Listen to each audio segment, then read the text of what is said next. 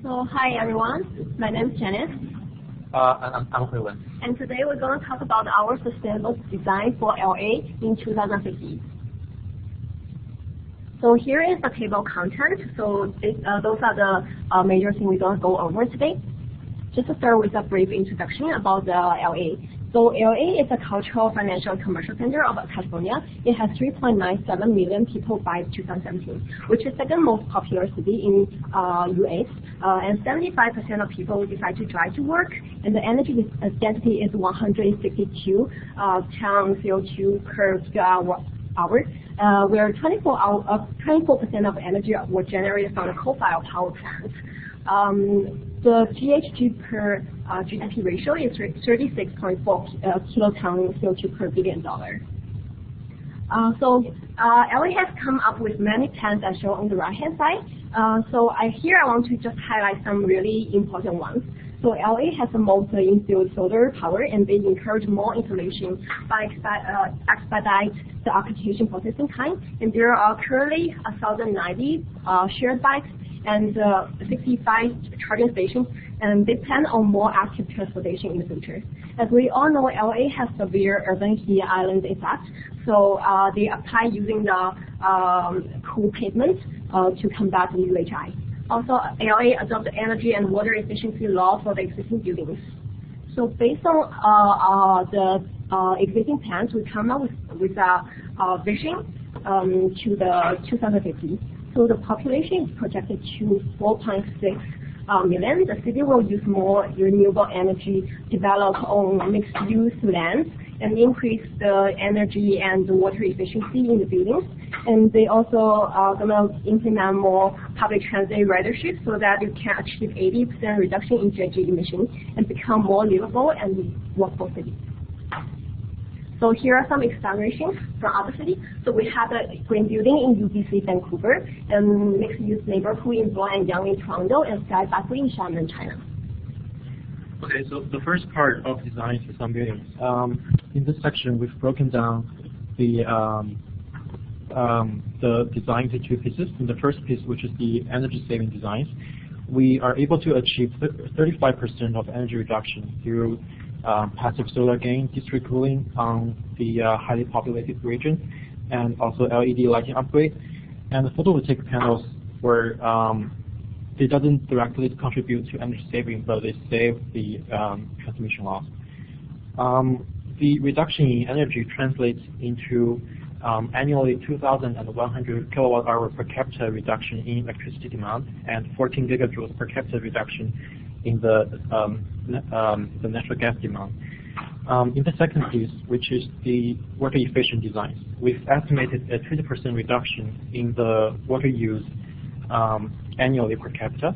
We plan to implement rainwater harvesting devices, which are capable to at least supply 5% of the water demand based on historical data. We also determined that the green water recycling systems are able to reduce 50% of the water usage in one building. So second, transportation. LA has some of the worst traffic in the world. So our transportation plan mainly focuses on two parts. First is the development of public transit, which includes a newly designed LRT route and the expansion of active transport. We have estimated that the most share of public transit will increase about 15%, and that of active transportation will increase 6%. We plan to install 193,000 bike posts and triple the total length of bikeways in the city. We also propose to construct completely separated, elevated bikeways along with the city's highways. These will decrease the most share of driving down to about 35%, as shown in the column diagram to the right. The number of cars is also estimated to reduce approximately 10%, and 30% of all the private vehicles will be converted into electric vehicles. We've also planned to reduce the emission factor of bus fleet by 5 times through converting gasoline diesel buses into hybrid and electric vehicles. Our group projects the population of workers who are 16 years old and above will increase by 33%. However, the vacancy of cars is is calculated to only increase by approximately 11%, but that of the public transit will increase almost 40%. So here, the chart on the left is the new pink line for the LRT route as comparison to the other existing metro lines. The chart on the right is the newly planned bikeway map, which has the triple length of the original ones. So now I'm going to talk about the land use.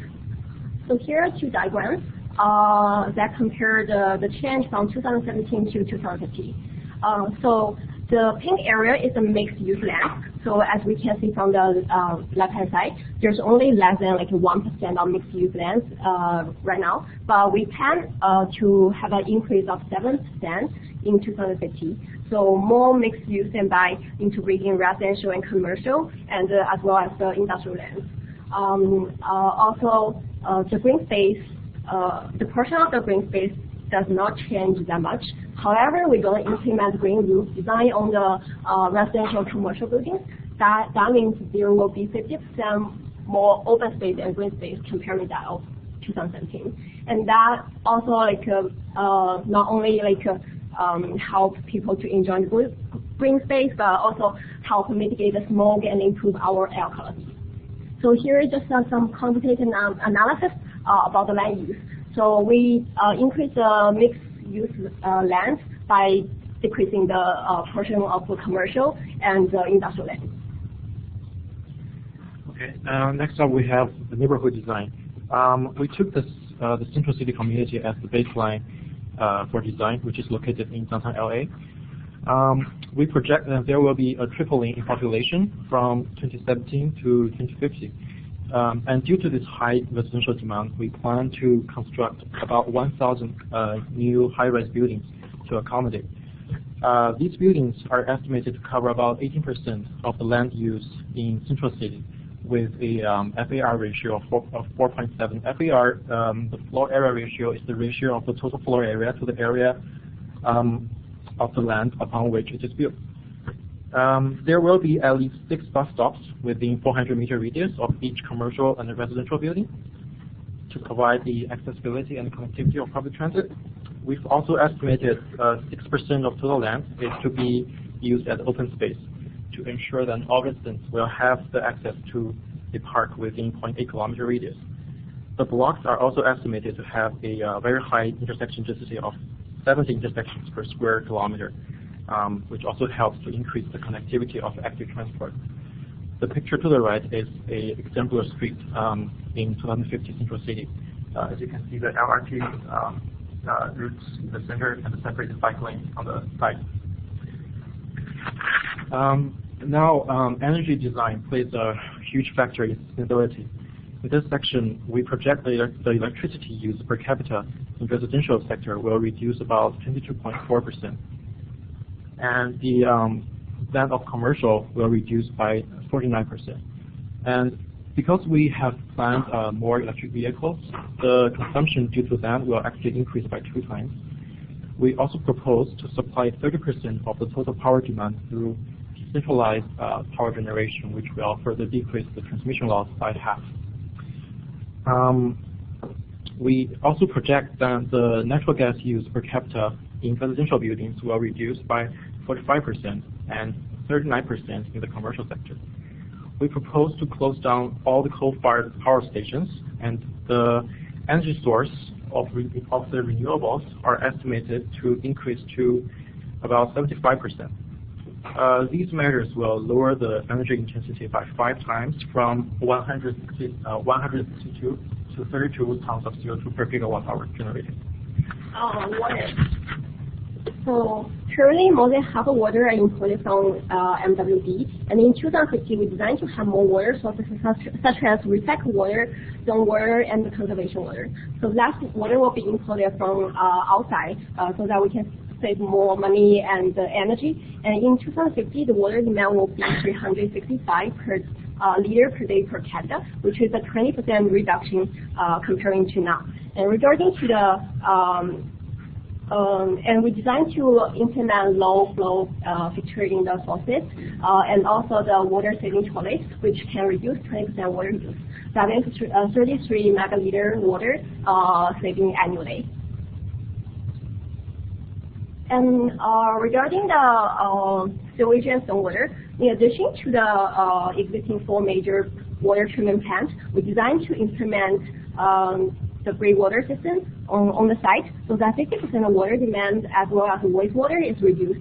Regarding to stormwater, we just designed to implement the rainwater harvesting system as we talked before, and also the biofiltration flow, which can filter out the contaminants and improve the groundwater quality as well as the groundwater runoff. So here is the waste. So in 2017, we have the total waste of 2.24 megaton, and in 2050, we're going to reduce that number to 20%, so which is 2.1 megaton. Our most significant plan is to close all the landfill sites and achieve zero disposal to the landfill. And also we designed to reduce at a source by 25%, and recycle is another 20%, and we're going to transform most of the waste into other forms, such as biogas and compost. And we'll have more recycle item pickup locations, and we encourage every household to have a biodigester, so organic waste can reduce by 30% in that case. And also we're gonna ban the plastic bags all over the city and impose taxation on the single-use plastic products. And on the right-hand side is the current the diversion rate of the waste from 1990 to 2050. So in 2050, we're going to achieve 100% diversion rate. So GHG emissions. So through implementing all the 2050 design, we come up with a new GHG emission estimation. It will be 7.45 megaton. Comparing to the base year, we achieved a 62% reduction. Most significant reduction is in residential buildings and commercial buildings. Comparing to the number we projected for the business as usual, we achieved a 10.2 megaton reduction. However, comparing to our target, which is 80% of reduction, we're still 3.55 megatons CO2 away from that target. So in that case, we can implement further strategies, such as using more EVs and also heating system using the electricity rather than using the natural gas, and also we can implement geothermal pumps. Those are the things we can improve in our design. Okay, now let's turn our attention to the urban metabolism. So in 2017, the metabolism contains higher input values and output values.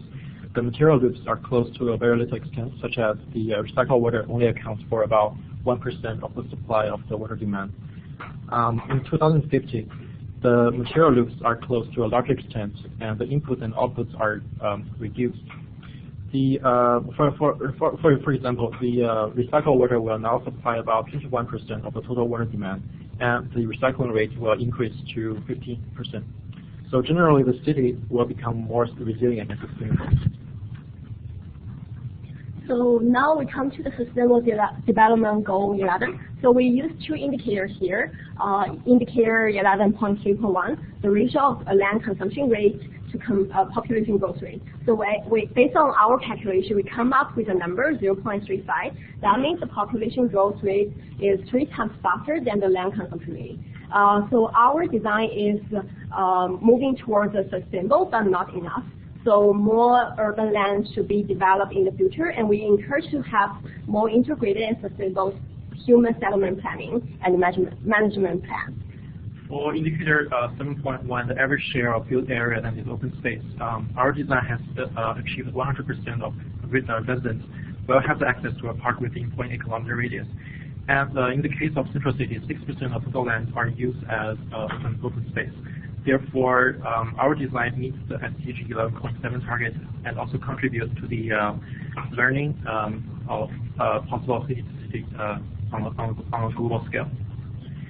So in conclusion, our design finally has achieved about 35% in energy reduction, 20% in water and waste reduction, 30% car mode share reduction, and 15% transit mode share increase, 7% active transport mode share increase, and 62% of GHG emission reduction.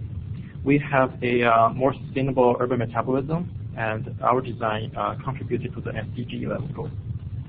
So that's all.